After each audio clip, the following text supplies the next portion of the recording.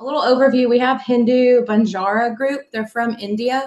Their religion is primarily Hinduism. So they believe in many gods.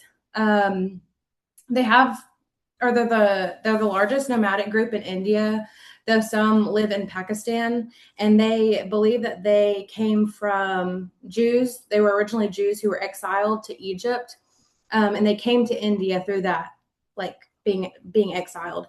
Some believe they were expelled from their homeland by Muslim invaders. So there's a lot of like religious hurt there. Their culture, they're mainly tradesmen. There's few white collar positions, and many live in poverty. And their families are really close knit, and the women are not allowed to go places alone. And they have to stay modest and keep covered. In sharing like the gospel with them in our presentation, we talked about emphasizing the bondage of sin and freedom in Christ because their culture has a big emphasis on freedom and expression. Um, and also they don't have a written language. Um, and so we talked about storing the gospel in the Bible with them and not like presenting it as a factual thing, but in a way that they would be more accustomed to. And then also in presenting the gospel, specifically with women, emphasizing their value in Christ, because that's something that their culture doesn't necessarily do for them.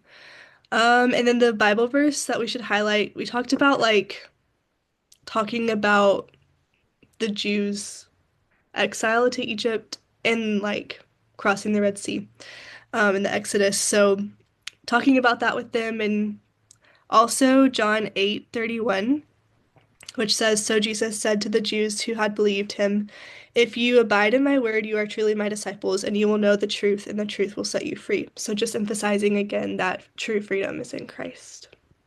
Mhm. And then we talked too about a couple things that we should avoid. They are very spiritual people, so not referring to them as like non-believers, and making sure that we're even though we don't agree with what they believe in, respecting their culture of being spiritually religious.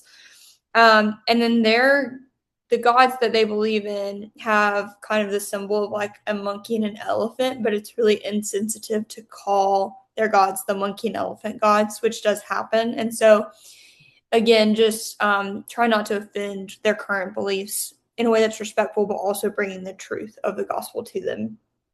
And then something that we want to try and convey a loving spirit in is they do have a lot of emphasis on men over women. So speaking very respectfully to the men and women, but just kind of acknowledging that different hierarchy in a way that makes sense.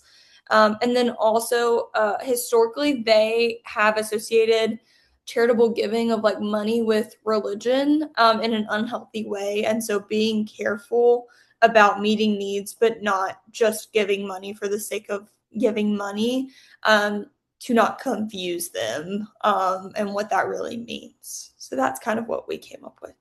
And